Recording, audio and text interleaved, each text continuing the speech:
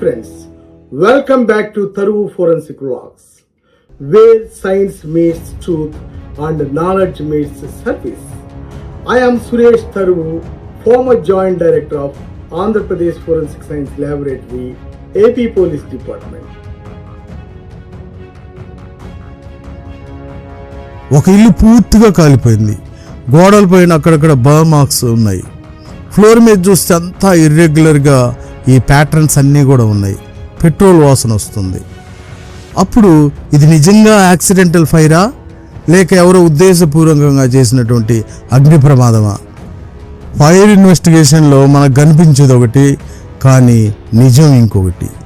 ఈరోజు మనం మాట్లాడబోయేది nonsense of fire forensics or nonsense of arson forensics. అంటే ఫైర్ సీన్లో ఇన్వెస్టిగేటర్స్ ఎదుర్కొనే బాధలు, హిడెన్ కాంప్లెక్సిటీస్, సైంటిఫిక్ ఛాలెంజెస్, ఇవన్నీ మనల్ని ఏ విధంగా మిస్లీడ్ చేస్తాయి అనేటివి ఇప్పుడు మనం చర్చించబోతున్నాం. ఈ మిస్లీడింగ్ క్లూస్ ఏవైతే ఉంటాయో వీటి మీద మీకు సరైన అవగాహన లేకుండా ఉంటే ఇది ఫైర్ యాక్సిడెంటా ఆర్సన్ అనేది డిసైడ్ చేయలేరు. కాబట్టి ఇప్పుడు కొంచెం జాగ్రత్తగా వినండి.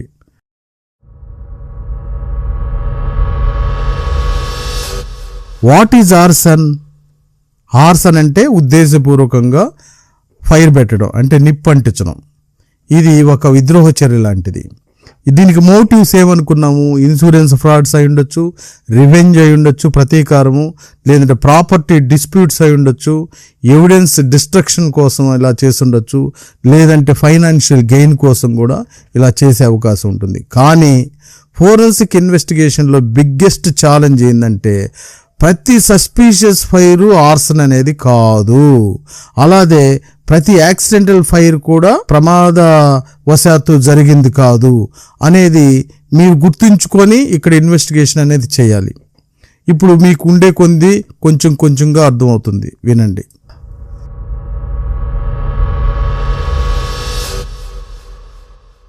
Origin versus cause. ఫైర్ ఇన్వెస్టిగేషన్లో రెండు టర్మ్స్ చాలా ఇంపార్టెంట్. మొదటిది వచ్చి ఆరిజిన్, రెండోది వచ్చి కాజ్. దీన్నే మనం ఏమంటుంటాము? Point of origin, cause of fire. Origin అంటే ఫైర్ మొదలైన స్థానం, ఎక్కడి నుంచి ఇది ఫైర్ స్టార్ట్ అయింది అనే దాన్ని మనం ఆరిజిన్ అంటాము. కాజ్ ఆఫ్ ఫైర్ అంటే ఫైర్ ఎలా మొదలైంది, ఎందుకని ఈ ఫైర్ అంటుకునింది అనేది కాజ్ ఆఫ్ ఫైర్. ఉదాహరణకి కిచెన్లో ఆరిజిన్ అయి ఉండొచ్చు, కానీ కాజ్ ఎలక్ట్రిక్ షార్ట్ సర్క్యూట్ అయి ఉండొచ్చు.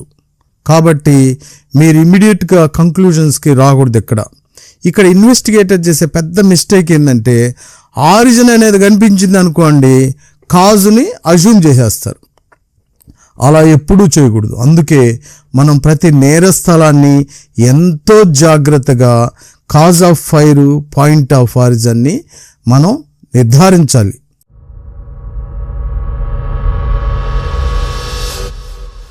ఒక్కోసారి ఈ అగ్ని ప్రమాదాల్లో ఈ బర్నింగ్ ప్యాటర్న్స్ ఏవైతే ఉంటాయో అవన్నీ కూడా మనల్కి మిస్లీడ్ చేస్తాయి. ఈ మిస్లీడ్ చేసినందువల్ల ఇది ఏదనేది తెలియకుండా ఒకదాని మీద నిలబడిపోతారు. అగ్ని ప్రమాదంలో కాలిన విధానం ఏదైతే ఉంటుందో అది మనల్ని ఒక్కోసారి తప్పుదోవ పట్టిస్తుంది. ఎర్లియర్ డేస్లో ఏం చేసేవాళ్ళంటే ఇన్వెస్టిగేటరు ఒక థియరీ బిలీవ్ చేసేవాళ్ళు.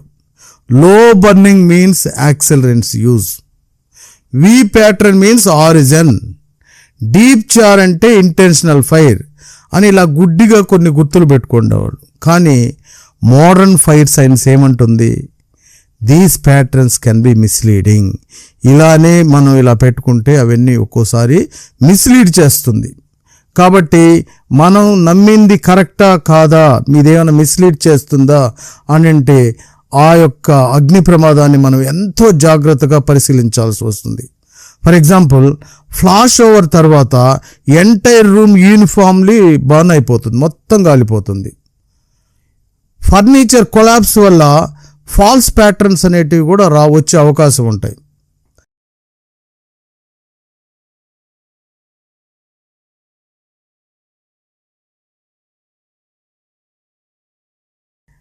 ప్రతి ఒక్క కాలిన గుర్తు అంటే burn mark is not a evidence of arson.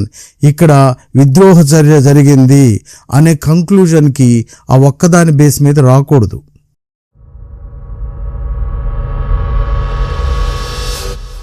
Next ఇది రోల్ ఆఫ్ వెంటిలేషన్. ఈ ఫైర్ బిహేవ్ చేసే విధానాల్లో అంటే ఫైర్ బిహేవియర్లో ఈ వెంటిలేషన్ అనేది చాలా చాలా కీలకమైనది. ఒకవేళ రూమ్ క్లోజ్డ్గా ఉంటే ఆక్సిజన్ తగ్గిపోతుంది, ఫైర్ కాస్త స్లో అయిపోతుంది.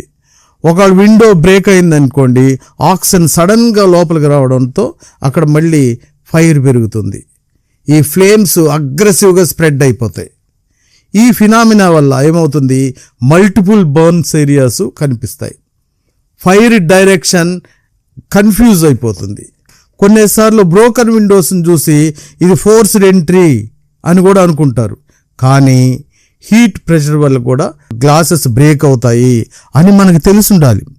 ఇవన్నీ కూడా నాన్సెన్స్, సూక్ష్మమైనటువంటి భేదాల మీద ప్రతి ఒక్క ఫోరెన్సిక్ శాస్త్రవేత్తకి, నేరస్థల పరిశోధనకి అవగాహన అనేది కంపల్సరిగా ఉండాలి.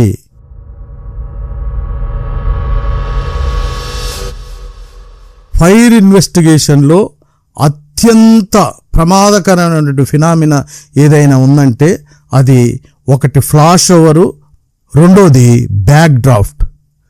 ఫ్లాష్ ఓవర్ అంటే ఏంటంటే మొత్తం రూమ్లో ఉండేటువంటి టెంపరేచర్ అంతా ఒక్కసారిగా సడన్గా ఇంక్రీజ్ అయ్యి ఒక్కసారి రూమ్ మొత్తం కాలిపోతుంది. ఒక్కసారి ఎప్పుడైతే అది ఇగ్నీట్ అయిపోయిందో ఆ స్టేజ్ తర్వాత రూమ్ బర్న్ ప్యాటర్న్స్ అన్నీ కూడా డిస్ట్రాయ్ అయిపోతాయి, ఏవి ఉండవు.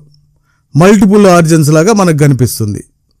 ఇది ఎప్పుడైతే రూమ్ మొత్తం కాలిపోతుందో ఆ స్టేజ్ తర్వాత ఆ రూమ్లో ఉన్నటువంటి ఒరిజినల్ బర్న్ ప్యాటర్న్స్ అన్నీ కూడా నాశనం అయిపోతాయి, మల్టిపుల్ ఆరిజిన్స్ లాగా కనిపిస్తుంది. కాబట్టి చాలా జాగ్రత్తగా ఉండాలి. డ్రాఫ్ట్ క్లోజ్డ్ రూమ్స్లో ఏం జరుగుతుంది, ఆక్సిజన్ తగ్గిపోతుందని తెలుసుకున్నాము. డోర్ ఎప్పుడైతే ఓపెన్ చేస్తారో వెంటనే ఆక్సిజన్ అనేది లోపలికి రష్ అవుతుంది. సడన్గా ఎప్పుడైతే ఈ ఆక్సిజన్ ప్రవాహం లోపలికి వస్తుందో అప్పుడు ఒక్కోసారి ఎక్స్ప్లోజన్ కూడా జరుగుతుంది. దాన్ని ఎక్స్ప్లోజివ్ ఇగ్నిషన్ అనే అంటారు. ఈ ఇన్వెస్టిగేటర్స్కి మిస్లీడ్ చేసి డ్యామేజ్ అనేది చేస్తుంది. ఒకసారి బాన్స్వాడలో కూడా అంతే, ఒక ఫైర్ యాక్సిడెంట్ అయింది. ఆ బట్టల షాపు ఓనరు వాళ్ళ అబ్బాయి తండ్రి ఇద్దరూ కలిసి ఆ పెట్రోల్ బంక్ ఎదురుగా ఉన్నటువంటి ఆ షాప్లో ఉన్నటువంటి షటర్ లోపల ఫైర్ యాక్సిడెంట్ అయింది. ఒక్కసారిగా షటర్ ఓపెన్ చేస్తూనే బ్లాస్ట్ అనేది ఏర్పడి ఇద్దరూ ఎగిరి ఎదురుగా ఆ రోడ్డు అవతల పడి చనిపోయారు. సో ఈ విధంగా ఒక్కోసారి సడన్గా ఆక్సిజన్ వెళ్ళినప్పుడు కూడా ఎక్స్ప్లోజన్స్ అనేటివి జరుగుతాయి. కాబట్టి ఎంతో జాగ్రత్తగా ఉండాలి ఫైర్ యాక్సిడెంట్స్ జరిగినప్పుడు.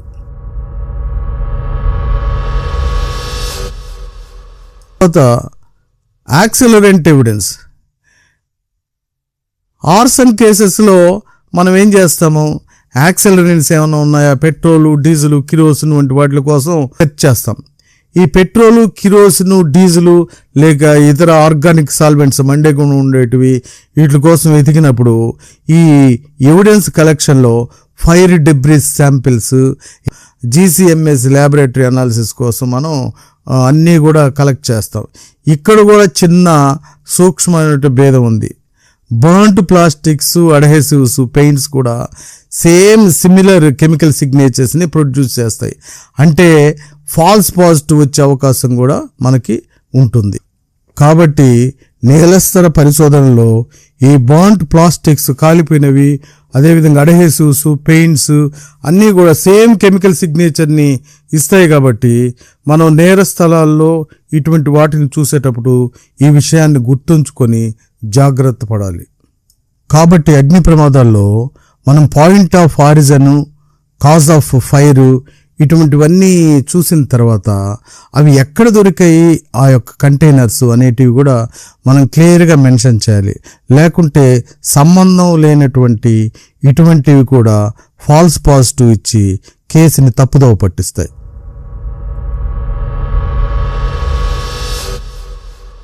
ఈ ఫైర్ సప్రెషన్స్ వల్ల కూడా డిస్టార్షన్ అనేది మనకు జరుగుతుంది. ఫైర్ ఫైటర్స్ ఈ ఫైర్ని కంట్రోల్ చేసేదానికి వాటర్ కానీ ఫోమ్ కానీ లేదంటే ఫోర్స్డ్ ఎంట్రీ, ఏదైనా కిటికీలు పగలగొట్టడం, డోర్స్ పగలగొట్టడం, ఇటువంటి టెక్నిక్స్ని ఉపయోగించి మొత్తం అక్కడ అగ్నికీలల్ని మొత్తం ఆపేందుకు వాళ్ళు ప్రయత్నిస్తారు. కానీ ఈ విధంగా సప్రెషన్ చేయడే ప్రాసెస్లో ఆ అగ్ని ప్రమాద స్థలంలో ఉండేటువంటి ఎవిడెన్స్ ఏవైతే ఉంటాయో వాటిలన్నిటినీ కూడా ఆ నీరు కావచ్చు, ఆ ఫోర్స్ కావచ్చు, అంతా డిస్టార్ట్ చేసేస్తుంది, మొత్తం అంతా కూడా చెడగొడుతుంది. ఫర్ ఎగ్జాంపుల్ వాటర్ ఏదైనా ఫోర్స్గా కొట్టారనుకుంటే అక్కడ ఉన్నటువంటి యాక్సిలరెంట్స్ ఏమన్నా ఉంటే అవి వాష్ అయిపోయే అవకాశాలు ఉంటాయి. అదేవిధంగా డెబ్రీస్ ఏమన్నా ఉంటే వాటి యొక్క డైరెక్షన్స్, మూమెంట్ మారిపోతాయి. అదేవిధంగా బ్రోకన్ డోర్స్ ఉంటాయి, విండోస్ ఉంటాయి. ఇవన్నీ కూడా మనకి కన్ఫ్యూజన్ని క్రియేట్ చేయొచ్చు. కాబట్టి నేర స్థలంలో ఇన్వెస్టిగేటర్ సీన్ని బిఫోర్ సప్రెషన్ మరియు ఆఫ్టర్ సప్రెషన్ అని పర్స్పెక్టివ్తో మనం నేర స్థలంలో ఉన్నటిని అనలైజ్ చేయాలి. అంటే ఇది ఇలా ఉండుంటుంది, ఇది ఈ విధంగా నీళ్లు కొట్టడం వల్ల ఇది ఈ విధంగా అయింది, ఇంత ఫోర్స్ చేయడం వల్ల ఇది ఇలా అయింది, ఇవన్నీ కూడా చూసుకోవాలి. ఒక్కోసారి వాటర్ ఇవన్నీ కొట్టినప్పుడు యాక్సిలరెంట్స్ అన్నీ కూడా ఎక్కడైతే నీరంతా కూడా చేరుంటుందో దాని మీద పైనే తెట్టుగా ఆయిల్ అనేది ఒక్కోసారి మెరుస్తూ కనిపిస్తుంది. దీన్ని బ్లాటింగ్ పేపర్తో మొత్తం అంతా కూడా కలెక్ట్ చేసి మనం ఎవిడెన్స్గా తీసుకోవచ్చు.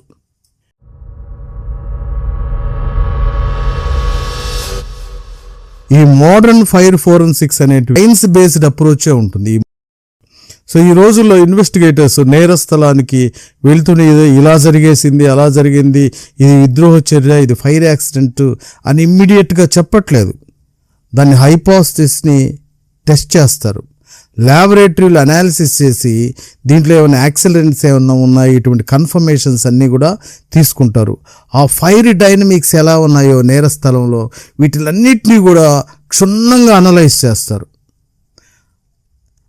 సో ఈ విధంగా ఫైర్ ప్యాటర్న్ అనాలిసిస్ దాంట్లో ఉన్నటువంటి ఈ ఇంటర్నేషనల్ గైడ్ లైన్స్ కానీ ఇటువంటి లేటెస్ట్గా ఏమున్నాయి వీటిలన్నిటినీ కూడా ప్రతి ఒక్క ఫోరెన్సిక్ సైంటిస్టు ఫాలో అవుతారు.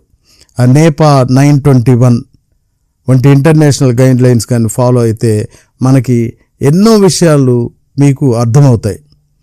ఈ ఇంపార్టెంట్ ప్రిన్సిపల్ ఏంటంటే మీరు అందరూ గుర్తుపెట్టుకోవాల్సింది, no conclusion without scientific validation.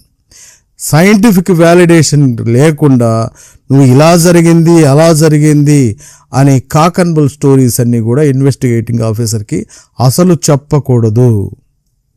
ప్రపంచవ్యాప్తంగా చూస్తే చాలా రాంగ్ఫుల్ ఆర్సన్ కన్విక్షన్స్ అనేటివి జరిగిపోయాయి. దానికి రీజన్ ఏంది? Old myths. సో మనకి రకరకాలైనటువంటి పద్ధతులు, విధానాలు, ఆచారాల్లాగా అయిపోయినాయి. అవన్నీ అజంప్షన్స్. కానీ మోడర్న్ ఫోరెన్సిక్ సైన్స్ ఏం చెప్తుంది? Fire scenes are dynamic and deceptive. కాబట్టి చాలా జాగ్రత్తగా ఉండాలి.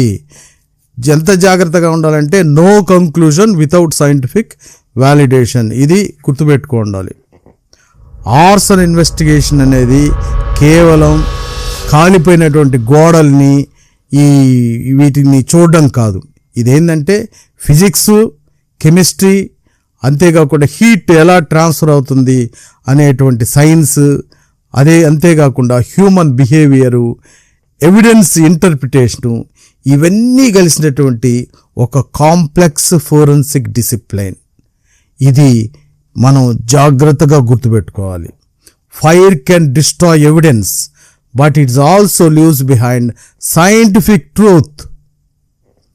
ఈ వీడియో ఇన్ఫర్మేటివ్ అనిపిస్తే లైక్ చేయండి, ఫోరెన్సిక్ అవేర్నెస్ కోసం షేర్ చేయండి. ఇలాంటి సైంటిఫిక్ ఇన్వెస్టిగేషన్ వీడియోస్ కోసం తరువు ఫోరెన్సిక్ వ్లాగ్స్ తెలుగుని సబ్స్క్రైబ్ చేయండి. Thank you.